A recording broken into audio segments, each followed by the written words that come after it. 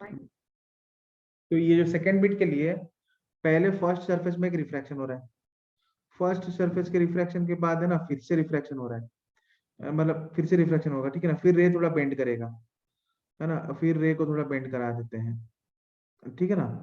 तो फिर से ना कुछ रिफ्रैक्शन होगा यहाँ पे, where it again bend towards the normal, है ना, ऐसे continuous towards the normal bending हो रहा है, continuous towards the normal bending हो रहा है, ठीक है ना।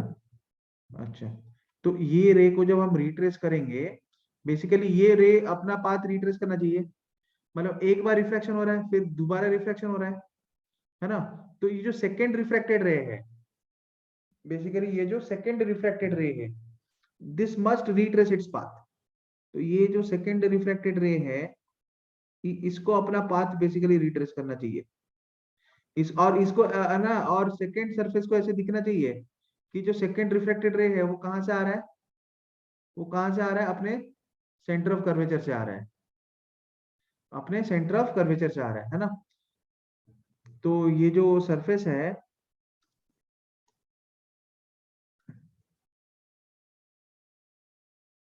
ना बच्चों, बेसिकली ये जो सरफेस है, पहला का सेंटर ऑफ कर्वेचर 60 सेंटीमीटर है, दूसरा जो स्पेरिकल सरफेस है उसका 20 सेंटीमीटर है।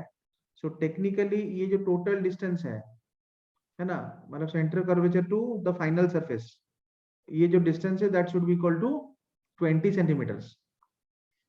समझ में आया ना। This is only this is only an extension of the previous bit.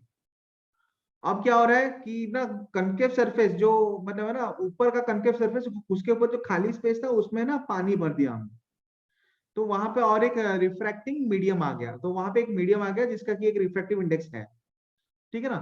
तो पानी में एक बार रिफ्रैक्शन होगा, पानी में रिफ्रैक्शन होने के बाद फिर से लेंस में रिफ्रैक्शन हो रहा है, और लेंस के लास्ट सरफेस में जो रे जा रहा है वो तो रिफ्लेक्ट होने वाला है क्योंकि वो सरफेस सिल्वर सरफेस है।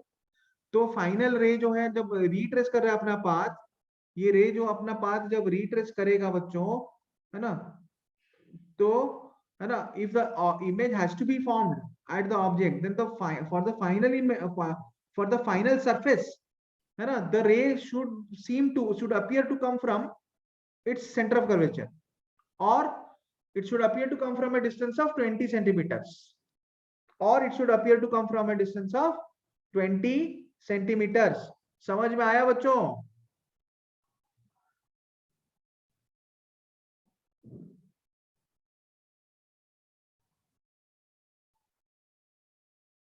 समझ में आ रहा ना बच्चों,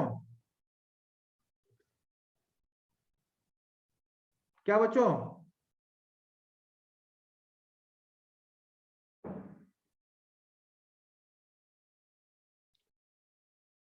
अरे बाकी सबको समझ में आएगी नहीं,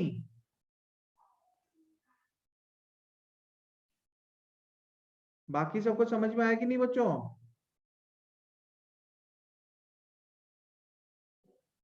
थोड़ा डिफिकल्ट है लेकिन उतना भी नहीं है, मतलब समझ सकते हैं हम लोग, है ना। ये है कि शायद है ना बनाने के टाइम में गलती हो जाए लेकिन इसको हम समझ सकते हैं।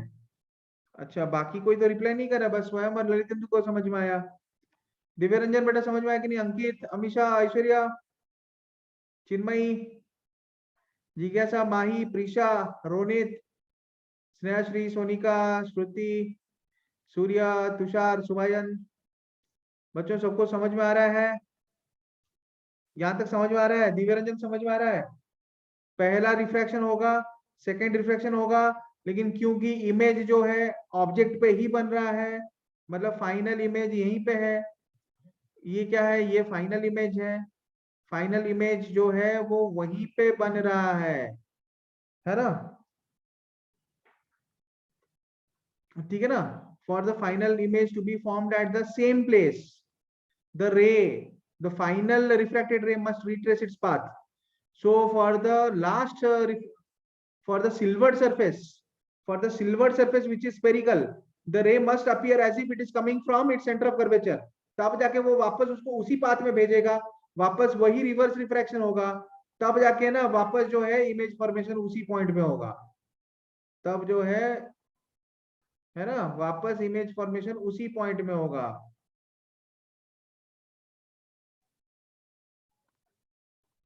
है ना बच्चों, तब जो है वापस, है ना, रिफ्रैक्शन उसी पॉइंट में होगा, ठीक है ना। तो for, now basically we can say that for first, है ना, रिफ्रैक्शन, फर्स्ट रिफ्रैक्शन कहां पे हो रहा है, air water interface. For first refraction, पहला रिफ्रैक्शन कहां पे हो रहा है, that is air water, air water interface. First refraction कहां पे हो रहा है, एयर वाटर इंटरफेस, है ना। तो वहां पे क्या होगा, μ1 is equal to 1, μ2 is equal to 4/3, है ना। ऑब्जेक्ट डिस्टेंस को हम u ले सकते हैं, ऑब्जेक्ट डिस्टेंस को हम वहां पे u ले सकते हैं, और ठीक है ना, और इमेज डिस्टेंस हमको फाइंड आउट करना है, ठीक है ना। तो इमेज डिस्टेंस हमको फाइंड आउट करना है ना। तो पहले सरफेस के लिए r1 क्या है, r1 फ्लैट सरफेस है, तो r1 टेंड्स टू इंफिनिटी। फिर r2 क्या है, r2 is equal to -60 centimetre, ठीक है ना। For first refraction, this is all what I have written for first refraction, please recheck. So now apply the formula, apply the first refraction formula, that is mu2 by v minus mu1 by u is equal to mu2 minus mu1 by r, ठीक है ना। mu2 minus mu1 by r, I mean r जो है r will tend to infinity, okay, so use a refraction at single surface, there r will tend to infinity, basically r will definitely tend to infinity, है ना। So I can say that implies mu2 क्या है, mu2 is equal to 4/3 v minus mu1 is 1 by u, that is equal to mu2 minus mu1 by infinity, तो ये cancel हो गया, implies 4/3v is equal to 1 by u, है ना। तो implies उस v कितना आ रहा है, v is equal to 4 times u/3, है ना। समझ में आया बच्चों, v कितना आया, 4 टाइम्स u/3, ठीक है। Now for second refraction, now for second refraction, just hold on, second, for second refraction, for second refraction, second refraction के लिए बेसिकली मुझे क्या मिलेगा, है ना। सेकेंड रिफ्रैक्शन के लिए ऑब्जेक्ट डिस्टेंस, ऑब्जेक्ट डिस्टेंस कितना होगा, object distance is equal to -4u/3, object distance कितना होना चाहिए, that is equal to -4u/3, ठीक है ना। सेकेंड रिफ्रैक्शन के लिए ऑब्जेक्ट डिस्टेंस कितना होगा, that is equal to -4u/3, this is object distance, है ना। अच्छा, और μ1 कितना है, μ1 पानी है, 4/3, μ1 सेकेंड रिफ्रैक्शन के लिए, इस सरफेस के रिफ्रैक्शन के लिए μ1 कितना होगा, पानी है, 4/3, है ना। और μ2 कितना होगा, μ2 कितना होगा, सेकेंड मीडियम का रिफ्रैक्टिव इंडेक्स कितना होगा, 3/2, है ना। समझ में आ रहा है बच्चों, समझ में आ रहा है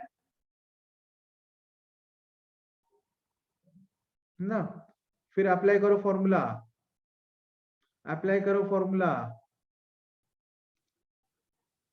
अप्लाई करो फॉर्मूला, सेकेंड सरफेस ना, रिफ्रैक्शन एट सिंगल सरफेस का फॉर्मूला अप्लाई करो, mu2/v minus mu1 by u is equal to mu2 minus mu1 by r, है ना। now that implies mu two second surface के लिए, सेकेंड रिफ्रैक्शन के लिए mu two क्या है 3/2 v माइनस म्यू वन क्या है 4/3 divided by object distance that is -4u/3 is equal to mu two minus mu one, है ना, that is equal to mu two minus mu one. Mu two क्या है, mu two is equal to 3/2 minus mu one which is equal to 4/3 by radius of curvature. Radius of curvature second refraction के लिए 60 centimetre से -60, है ना।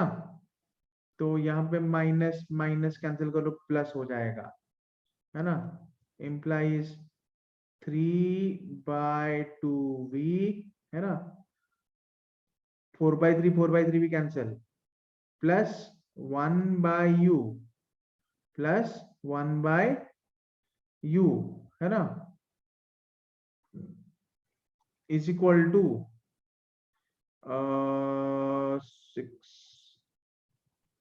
1/6 into -60, ठीक है ना।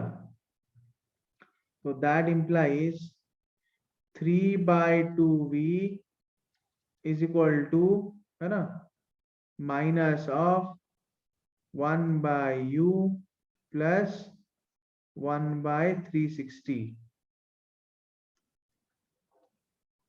समझ में आ रहा है बच्चों?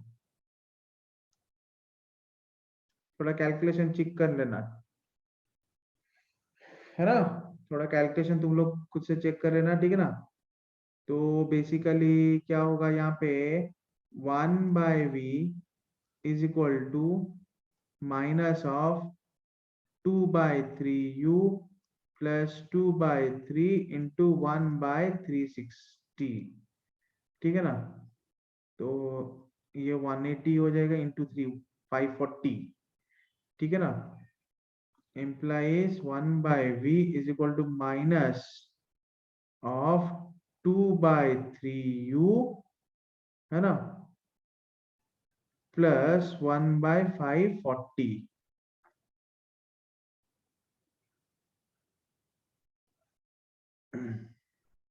थोड़ा गड़बड़ दिख रहा है मुझे।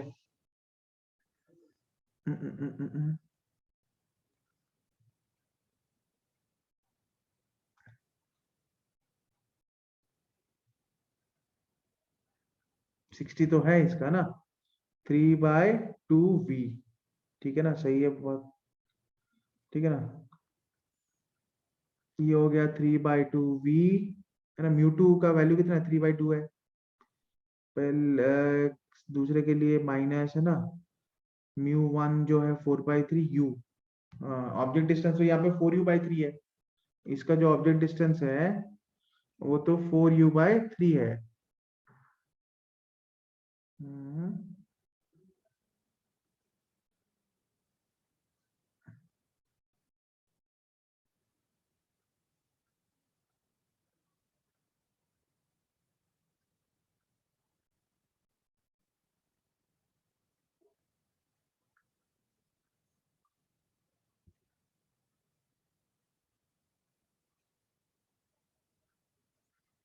अच्छा ठीक है, कोई बात नहीं है। 1/v इज इक्वल टू, है ना, -2/3u प्लस 1/540। यहां तक समझ में आ गया बच्चों? डिनोमिनेटर में 4/3u था क्या बेटा?